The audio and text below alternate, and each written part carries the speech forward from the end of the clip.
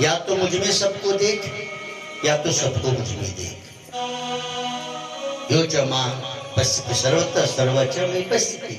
अब दो ही तरीका है, या तो हम ये माने कि सब भगवान में, ये भी बिल्कुल सच है, या भगवान सब में। जैसे समझो आप घर से कलश लो, घर से कोई कलश लो, एक लोटा मान लो, लोटा लेके जाओ और गंगा जी में डुबा दो। अब लोटा कहाँ है? गंगा जी में। और गंगा जी कहाँ है? लोटे में। लोटा में गंगा जल भर गया ना भाई। तो गंगा जल लोटे में, ये भी सत्य है, और लोटा गंगा जल में है, ये भी सत्य है। यो मां पश्यति सर्वत्र सर्वच में पश्यति। तो कृष्ण कहते हैं कि देखने का दो ही तरीका। दृष्टि कैसी? या तो सब में भगवान को देखो, सब में मेरा प्रभु है, ये भी सत्य है, या सब मेरे प्रभु में है, ये भी उतना ही सत्य है। ये मेरे पिता हैं, ये सत्य है। मैं इनका बेटा हूं, सत्य। दोनों बात होगी ना, पिता है वो मेरे, ये भी वही सत्य, उतना ही बात हुई। या मैं उनका बेटा हूं, उतनी बात। तो भगवान कहते हैं मैं अजर अमर अविनाशी। आपको हमको भी हमेशा अपने शरीर में आसक्ति मत हो जाओ। मैं देह हूँ, हमारा नकिया टेढ़, हमारा कन्नवा टेढ़, पगले टाले। शरीर के चक्कर में क्यों पड़े? बोले हम काले, हम गोरे, कब तक के लिए हम जवान, हम बूढ़े। ये शरीर बदल रहा है भाई, तुम शरीर नहीं हो। तो शरीर में चिपक ना जाओ। जितना जितना शरीर में चिपकोगे ना, कई लोग दिन भर अपने मुंह में देखेगा, अच्छा देखला से बदल गई मुंह हो। कई लोग हमेशा कहा देखत बड़ा भैया तू ही हो। बहुत शरीर में आसक्ति नहीं होनी चाहिए। हम तिलक लगाते हैं ना तो दर्पण का सहयोग नहीं लेते। लग गया तो लग गया, जैसे भी लगे। अब इसका मतलब ये नहीं कि आप भी ना लो, तिलक अच्छे से लगना चाहिए। इसका अर्थ ये नहीं कि आप सहयोग ना लो। तिलक हम लगाते हैं तो लोग देखते हैं तो अच्छे से लगा लें। अब हम थोड़ा सा इस मामले में लापरवाह कह जाएंगे, या फिर वही शरीर के प्रति बहुत आसक्ति नहीं है। लेकिन हम ये कहेंगे जरूर कि आप शरीर नहीं हो, अजर अमर अविनाशी मान लोगे तो जब ईश्वर अपने स्वस्वरूप को जान लोगे तो भगवान को जान लोगे, या भगवान को जान लोगे तो खुद को जान लोगे। माताएं अक्सर क्या करती है, एक चावल का दाना निकाल के समझ जाती कि सब चावल पक गया कि नहीं, सबको टच करते हैं, एक ही दाना बहुत है। तो अपने को जान लेंगे ना जब, तो अपने से सबको जान लेंगे आप। घर में जब मेन स्विच पे बिजली आती है ना, तो टेस्टर लगा के देखा कि यहाँ सप्लाई आ रही, हाँ इन्हें सप्लाई आ रही। अब मेन स्विच में है तो सप्लाई है, घर में कोई गड़बड़ी हो तो चेक कर लो। तो ब्रह्म तो हम सबके पास है। अब हमारे जैसे घर में सप्लाई आ गई, अब घर का कोई बल्ब फ्यूज है, कहीं तार कटा हुआ है, कोई स्विच खराब है, तो तुम्हारे घर का प्रॉब्लम है, वहां से तो सप्लाई आई हुई है, सबके घर पे, तुम्हारे घर में भी ठीक करो अपने गोला को, बल्ब को। तो हम सबके अंदर ब्रह्म तो है, लेकिन हमारा बल्ब खराब है, यानी हमारी आंखें खराब है। आंखें खराब है, देखने का तरीका खराब है। सबको देखना चाहिए था सियाराम में, और हम देख लगे फलनवा है, फलनिया है, ये मित्र है, ये दुश्मन है, फंस गए। तो हम अपने बल्ब को ठीक करें, जय सियाराम, है ना। बल्ब ठीक होता है, पहले फेंक देते तब तो बन जाता है बिगड़ा हुआ बल्ब। तो आपकी दृष्टि बन जाए। दृष्टि हमारी कैसी हो, तो जित देखूं तित श्याममयी है, गोपियों की जैसी, तुलसीदास जी की जैसी, भक्त प्रहलाद की जैसी। जले विष्णु थले विष्णु विष्णु पर्वत मस्तके। तो दृष्टि ऐसी होनी चाहिए। उसके लिए क्या करो, तो गोपियों की कथा सुनो। गोपियां हर समय हर जगह भगवान कृष्ण को ही देखते हैं।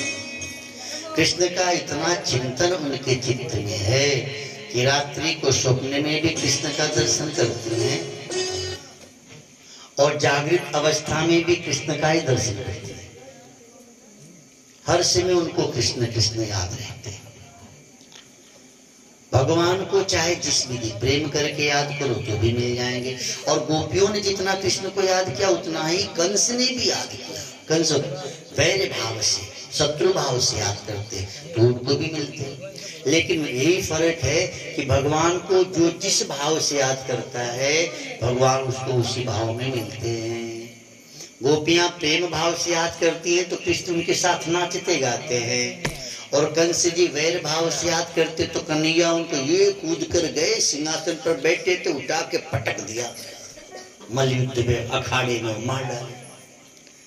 तो मिले तो लेकिन दुश्मन भाव से मिले।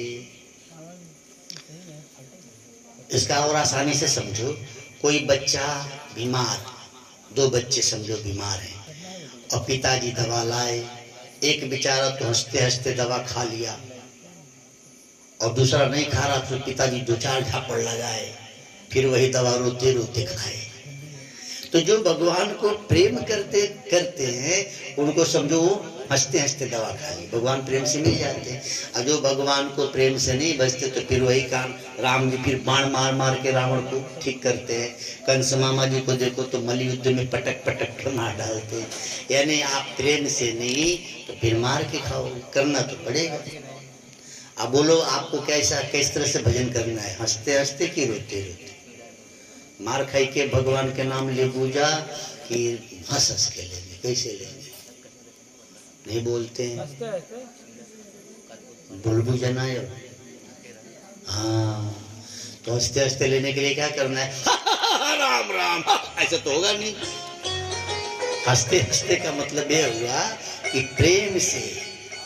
हाँ, नहीं तो कल से जब कोई मिला हाँ राम राम, कुछ दो तीन मुँह वाला पागल घोषित कर देंगे।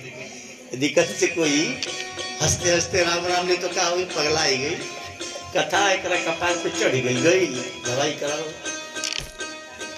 यानी मुस्कुराते हुए प्रसन्न चित्त होकर, कुल मिला के आनंदित होकर भगवान को हमको दुख न देना पड़े। भगवान दुख क्यों देते?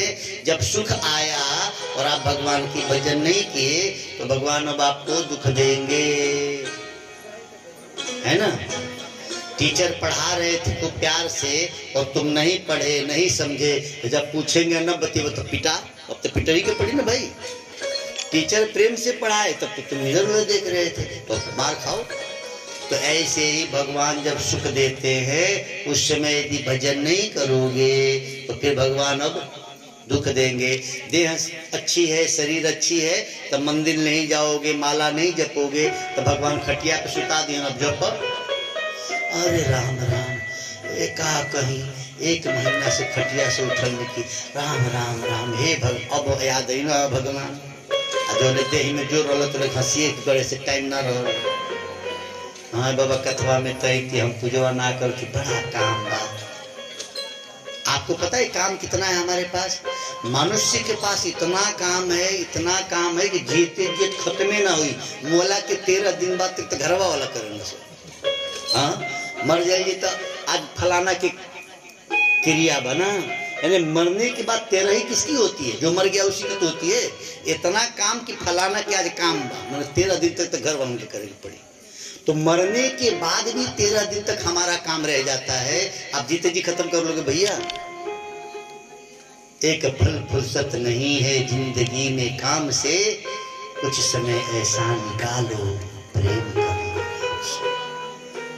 अच्छा आप बताओ, किसी को डॉक्टर के पास जाने का शौक है? पहले से प्लानिंग किए कि जाएंगे? नहीं, लेकिन बीमार पड़ते हैं तो सब समय निकाल के डॉक्टर के यहाँ जाते हैं ना, तभी ठीक होते हैं। ऐसे ही जब स्वस्थ हैं आप तो हर काम छोड़ के थोड़ा भगवान के लिए समय निकालो, नहीं तो बीमार पड़ जाओ। पक्की बात है। मेरे एक पहचान की बहन थी तो वो जप नहीं करती थी। हम कई बार कहे जप करूं, कशी चर्चा में बड़ा मन लगाता है, गुरु मंत्र लेने के बाद जब भी करना चाहिए।